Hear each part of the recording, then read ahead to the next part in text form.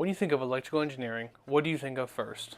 Most likely, you think of the power lines outside and the people who are maintaining the power lines risking their lives day in and day out to make sure that they're operating properly. Or you might think of the electricians that come into your house to install the wiring and make sure the wiring is up to date. But what if I told you that electrical engineering itself is way more complex and advanced than you might think? Electrical engineers need to communicate a lot of sometimes difficult and complex subjects to people who have either never been in the field or been in the field for years and might be just a little out of touch. And today I plan on explaining multiple ways that you can effectively communicate with people in the field and outside of the field. So for those of you who have had not the pleasure of making the acquaintance, my name is Jensen Beckemeyer. I am 20 years old and I'm about to start my final semester at East Central College. And after I'm done at East Central, I plan to head down to S&T and major in computer and electrical engineering. So my main goal for today is to give ways for engineers to remove the amount of complex technical jargon and slang when communicating with customers, and also find ways to communicate in a simpler way for people not in that field. I will also touch on the qualifications it takes to be an electrical and computer engineer and what their job entails. Before I can get into how to stop this barrier of communication between electrical engineers and clients, first I need to explain what it takes to be an electrical engineer and what you do.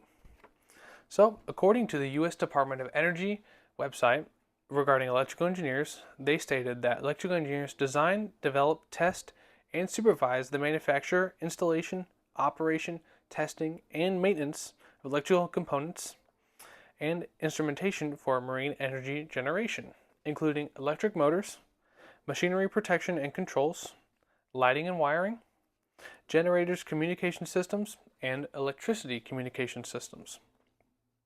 Most often, you will find an electrical engineer design a new way to use electrical power, or use or improve a product that utilizes electricity. Typically, electrical engineers are working for larger organizations or working in the education field to help bring up the new generation of electrical engineers and help them enter the workforce properly. If someone wanted to become an electrical engineer, one would have to acquire a bachelor's degree in engineering first, as well as have a fundamental engineering license, which in this case just boils down to the first step to becoming a licensed professional engineer. And if one wants to be employed as an electrical engineer, then employers are looking for people who have dealt with electricity in the past, such as people who work on power lines and electricians, like I stated in my intro. Of course, in this field, an electrical engineer needs to utilize multiple different job skills, such as having a certain level of math skills, being detail-oriented, always be actively learning, and most important of all, have good communication skills. These are vital. According to the U.S. Department of Energy website regarding electrical engineers, they say that electrical engineers work closely with other engineers and technicians. So they must be able to clearly explain the designs, specifications, and reasonings to those who might not have any technical expertise.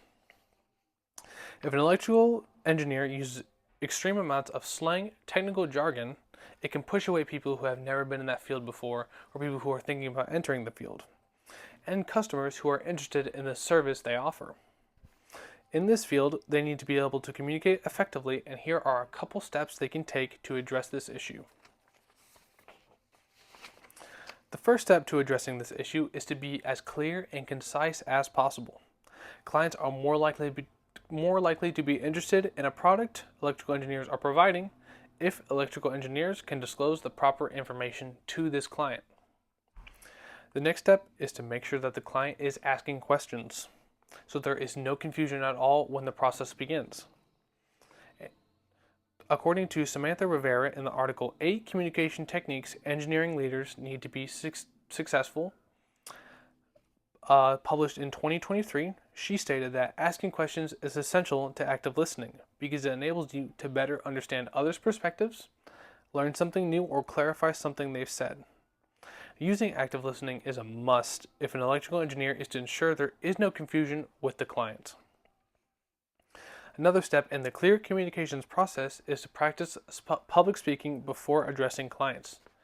Clients will feel more interested in electrical engineers are trying to give them if the engineer is showing compassion, clarity, conciseness, building connection, and showing their conviction as well as showing their courage while public speaking.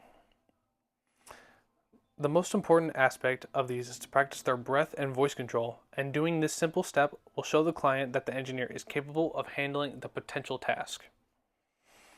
Occasional jargon and slang are okay under certain scenarios if they are explained thoroughly and if they are used properly. If they are not properly explained, then that will leave clients not wanting to be interested in the service they are offering, and they'll feel pushed away. So, during the speech, I hope I was able to showcase the importance of eliminating complex technical jargon and slang in conversations with customers or people in the same field, while also finding ways to properly communicate in the electrical and computer engineering field. And even if some complex jargon is used during these interactions, it is okay if the electrical engineer takes time to thoroughly explain to the client what is going on and what they intend on doing. Electrical engineers need to make sure that the client is okay and not getting lost, and make sure they are keeping on track with their jobs. So, I hope today, for those who are interested in the electrical engineering field, and for those who are already neck deep in the field, that they can communicate effectively. Thank you.